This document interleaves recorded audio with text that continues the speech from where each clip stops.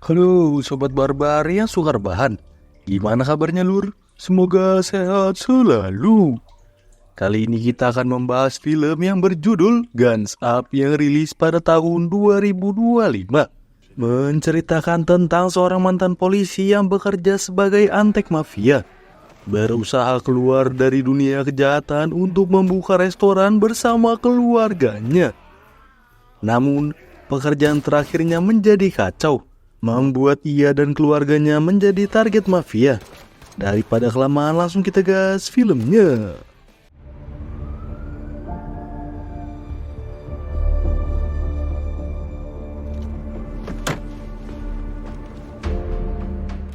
Cerita diawali dengan seorang polisi bernama Ray yang sedang mendatangi markas mafia paling barbar di kota. Saking berkuasanya, sampai-sampai mereka punya gedung sendiri yang jadi markas utama. Tujuan Ray datang ke sana bukan untuk menangkap mereka, tapi untuk mencari pekerjaan sampingan di luar tugas dinasnya sebagai polisi. Ray masuk dan dia bertemu dengan Ignatius dan tiba-tiba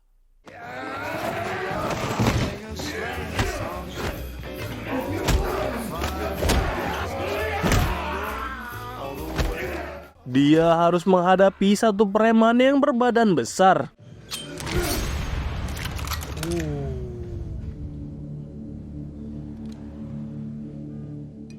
Ternyata Ignatius adalah tangan kanan bos mafia. Tadi adalah pemanasan untuk Ray dan mungkin itu adalah tes untuk masuk ke kelompok mafia itu. Come on. Michael was hoping you'd stop by. Ray pun dipersilahkan untuk menemui si bos mafia secara langsung, yang kita panggil Yuli.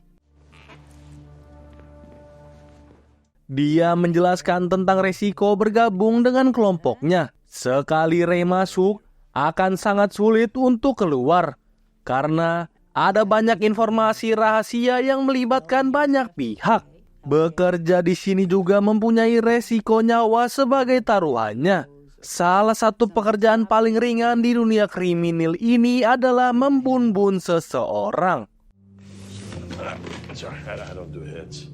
Tapi, sebagai seorang polisi dengan gaji seadanya, tidak seperti di negara lanjut, pikirannya langsung berubah total ketika Yuli menawarkan upah sebesar $500.000 per tahun. Gaji yang sangat fantastis. Semoga Gondes Film bisa menuju ke angka itu ya, amin. Lanjut. Here's the $500K a year question. We want to open a diner. 5 tahun kemudian, beralih ke anggota Yuli bernama Dani. Dia adalah salah satu orang kepercayaan Yuli yang diberi tugas menjaga dan mengelola berangkas pribadi milik kelompok mafia. Dani belum sadar kalau saat itu ada kelompok lain yang berniat mengambil alih berangkas tersebut.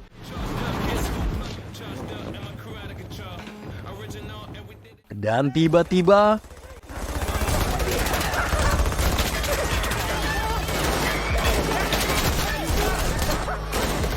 Dani berhasil selamat dan berlindung di balik jeruji besi berangkas. Ia dengan cepat menghubungi Ignatius. Meskipun sedang beristirahat dan berkumpul dengan keluarganya, Ray yang sudah terlanjur gabung dengan kelompok ini mau tidak mau harus berangkat. What? Ia mendatangi lokasi berangkas sendirian, hanya menggunakan satu senjata api saja.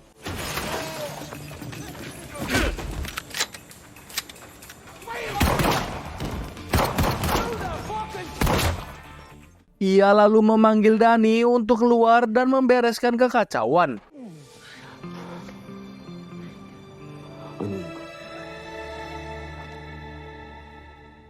Di saat yang bersamaan, di sebuah restoran Yuli kedatangan tamu yang kejam. Dia adalah dalang di balik serangan barusan. Pria itu bernama Castigan, bos mafia kota yang menjadi saingannya. Dengan terang-terangan, Castigan datang untuk mengambil alih wilayah ini. Castigan tak segan-segan dia mendatangi Yuli secara langsung untuk menghabisi saat itu juga.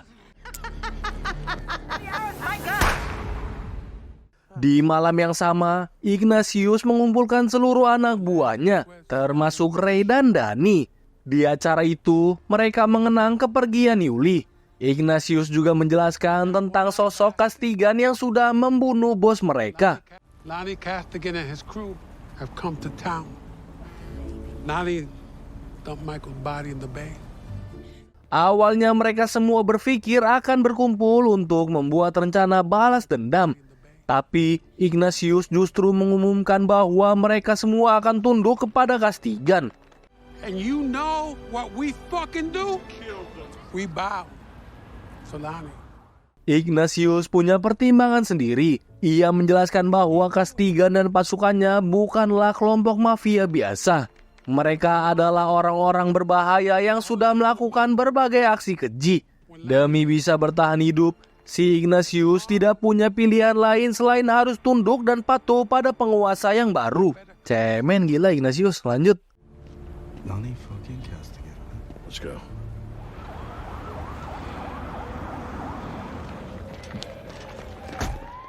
Selesai rapat singkat, Ray pulang ke rumah dengan kondisi murung dan penuh kebingungan. Namun, setelah melihat istri dan anak-anaknya, Ray memaksakan wajahnya untuk tersenyum.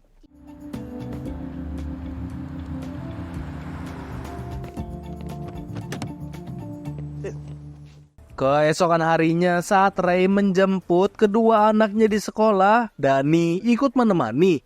Kakak dan adik itu terlihat duduk di depan sekolah menunggu jemputan. Tanpa basa-basi, Ray langsung membawa mereka ke mobil. Mereka tidak langsung pulang, melainkan pergi ke sebuah restoran sesuai arahan istrinya yang bernama Alice untuk melihat kondisi bangunan. Ternyata Alice dan Ray dulu punya impian untuk punya bisnis makanan. Alice mencoba membujuk Ray untuk mewujudkan impian itu sekarang, tanpa tahu masalah serius yang sedang dihadapi suaminya di luar pekerjaan polisi. We're gonna be in this diner for the rest of our lives, okay? That one, I'll get that fixed. I don't know why. Selesai menuruti keinginan istrinya, Ray buru-buru pergi menemui Ignatius untuk menceritakan keinginannya berhenti. Tapi belum sempat mereka mengobrol, Castigan dan pasukannya sudah datang untuk mendeklarasikan kekuasaannya. Stop. You all work for me now. Setelah Castigan selesai pidato singkat, Danny mengatakan tentang sosok Castigan yang sangat kejam, termasuk penyebab satu matanya yang hilang.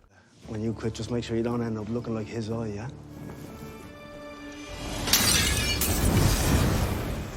Dahulu kala, Castigan punya anak buah, sepasang tukang jagal, yang biasa ditugaskan untuk mengeksekusi. Sampai suatu hari pasangan itu berniat keluar dari permainan untuk fokus pada usaha mereka. Castigan yang tak terima langsung mendatangi mereka untuk melakukan pembantaian. Pasangan jagal itu punya seorang anak yang sudah dilatih menjadi lebih brutal. And where is this kid now, you may ask? Sebelum pergi, Ray bertanya tentang sosok pemuda yang sedari tadi seperti bocah songong, yang ternyata dia adalah Antonio. Ternyata itu adalah keponakan kandung Castigan yang biasa bertugas sebagai tukang eksekusi.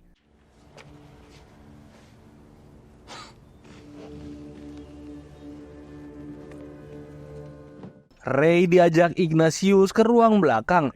Ignatius menjelaskan bahwa ia diam-diam sudah berbicara empat mata dengan Castigan dan satu tawaran yang mungkin akan menarik bagi Ray. Castigan rupanya sudah kesal dengan kelakuan keponakannya yang sering bikin masalah dan bikin Castigan pusing. Castigan ingin Antonio mati. Dan ini adalah tugas Ray jika Ray benar-benar ingin berhenti dari pekerjaannya. You know, Lonnie has a problem. He needs to be smacked. Lonnie wants him gone. Tanpa basa-basi, demi keluarganya dan ingin hidup normal, Ray langsung tancap gas ke sebuah bar.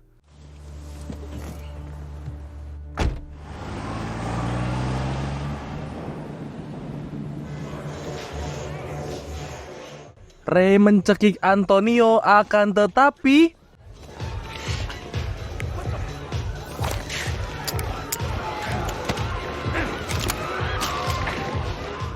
Ray berhasil mengalahkan beberapa pasukan Antonio dan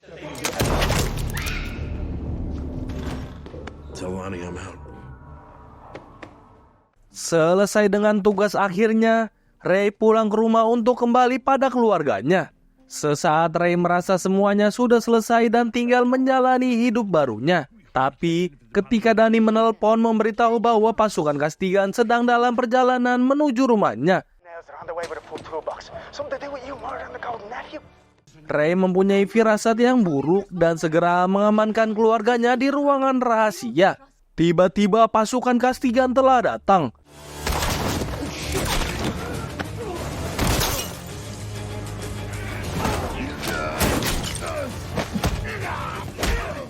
Ray berhasil menumbangkan sedikit pasukan Castigan.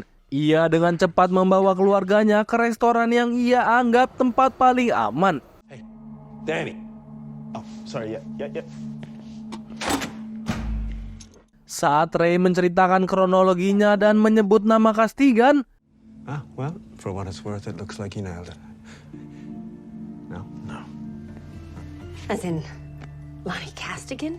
That Lonnie? tiba-tiba Castigan tahu alamat restoran itu.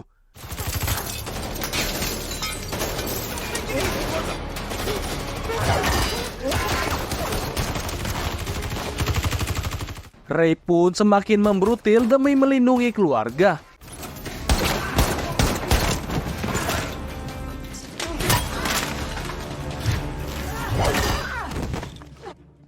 Karena pasukan Castigan terus berdatangan, Ray membawa keluarganya kabur melalui jalan belakang, meninggalkan Danny yang memilih bertahan di depan.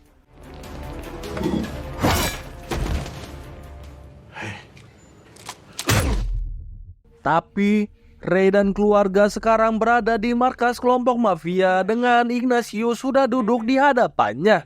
Ignatius berkata bahwa Castigan adalah orang licik yang hanya mementingkan dirinya sendiri. Dia menyuruh Ray membunuh keponakannya, tapi dia juga yang ingin balas dendam atas kematiannya. See what your father did. Sementara itu, Castigan terlihat sedang memandangi jasad keponakannya untuk terakhir kali dan ditemani oleh kedua anak Ray. Selesai menceritakan tentang sosok asli Ray di hadapan kedua anaknya, He's no cop. He's a killer. Castigan memasuki ruangan tempat Ray dan Alice berada untuk mengintimidasi mereka sebelum membunuh mereka. Disinilah hal tak terduga terjadi. Castigan mulai mengenali wajah Alice. Where'd you grow up, sweetheart? You remind me of someone. Ternyata Alice, istrinya Ray, tidak lain adalah anak pasangan jagal yang sudah Castigan bunuh beberapa tahun lalu. You must have been mistaken for someone else. AKA the Butcher's Kid. Alice adalah orang yang sudah membuat satu mata Castigan hilang. Dan akhirnya Castigan bisa balas dendam atas perbuatan Alice kecil di masa lalunya. You smoke? I hunted this fuck for a few years. So how's the fucking eye, Lonnie? Saat eksekusi akan dimulai, Ignatius yang lebih membela Ray tiba-tiba bertindak secara spontan.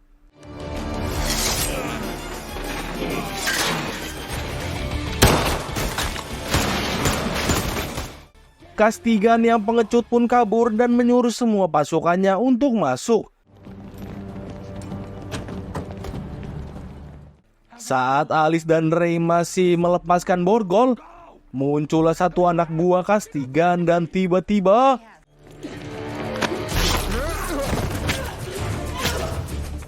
Alice dengan begitu mudahnya menumbangkan pria itu.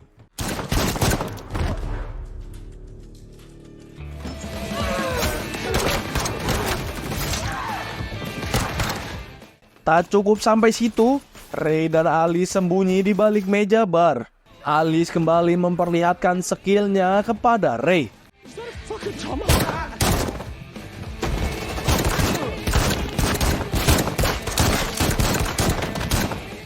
Ray harus menghadapi seorang pria dengan berbadan besar. Sebenarnya harusnya duel ini, tapi si Ray nggak punya banyak waktu. Nah ini tiba-tiba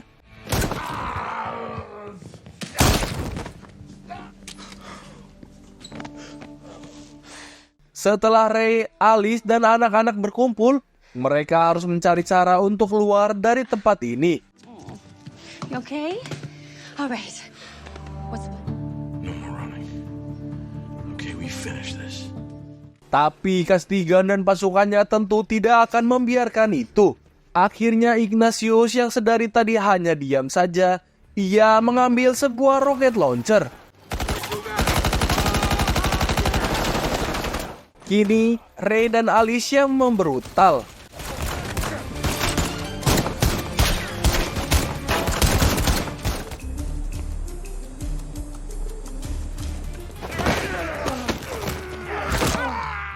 Melihat semua anak buahnya sudah koit, Castigan yang tinggal sendirian pun memilih kabur dengan mobilnya.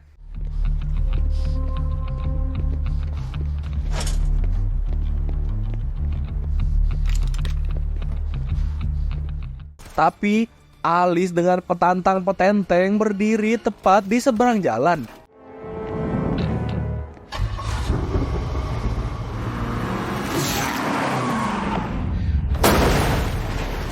Saat Alice menghampirinya, Castigan malah memanas-manasi Alice dan menceritakan tentang bola matanya yang mirip seperti ibunya. Dan tiba-tiba